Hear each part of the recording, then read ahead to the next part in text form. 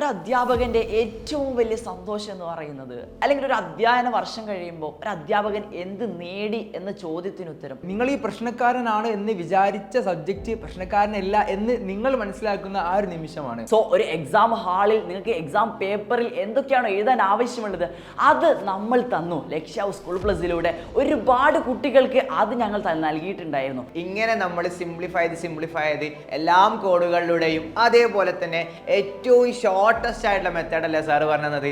എഴുതാൻ പറ്റിയില്ലേ, അടിപൊളിയാക്കിയില്ലേ നമ്മൾ. ഇനി നമ്മുടെ 80 ഔട്ട് ഓഫ് 80 എന്നുള്ളതും വാങ്ങാൻ പറ്റൂലേ?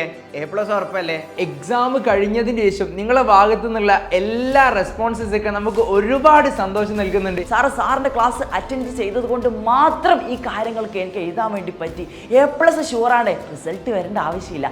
അത്രയും കോൺഫിഡൻസിലാണ് നമ്മുടെ കുട്ടികൾ എക്സാം എഴുതിയിട്ട് എക്സാം ഹാളിൽ നിന്ന് പുറത്തേക്കിട്ട് ഇറങ്ങിയിട്ടുള്ളത്. അപ്പോൾ ഈ ഒരു ഫ്രീ ക്ലാസ് സെഷനിലൂടെ നമ്മൾ ലക്ഷ്യ സ്കൂൾ പ്ലസ് എയിം ചെയ്തത് നിങ്ങളെ +1 +2 നിങ്ങൾക്ക് ഒരുപാട് മാർക്ക് സ്കോർ ചെയ്യാം എന്നത് മാത്രമല്ല, നിങ്ങൾക്കത് ഫ്യൂച്ചറിൽ നിങ്ങളത് അതിനെപ്പറ്റി പഠിക്കുന്ന സമയത്ത് നമ്മൾ തമാശയിലൂടെ പാടിയും പറഞ്ഞും പഠിച്ചെടുത്ത ഓരോ കാര്യങ്ങളും നിങ്ങളുടെ ഭാവിയിൽ ഓരോ സമയത്ത് നിങ്ങളുടെ മൈൻഡിലേക്ക് വരും. ഇന്ന് നമ്മൾ ചെയ്ത പോലെ തന്നെ നാളെയും നമ്മൾ കാണുമ്പം ഇതേപോലെ തന്നെ നമ്മുടെ ലക്ഷ്യ സ്കൂൾ പ്ലസ് എന്ന് പറഞ്ഞ ചാനൽ നമ്മൾ അടിപൊളിയാക്കിയിട്ട് ഇനിയും നമ്മൾ പഠിക്കും. നിങ്ങളുടെ ഓരോ കമൻസും നമുക്ക് അത്രയും എനർജറ്റിക് ആയിരുന്നു.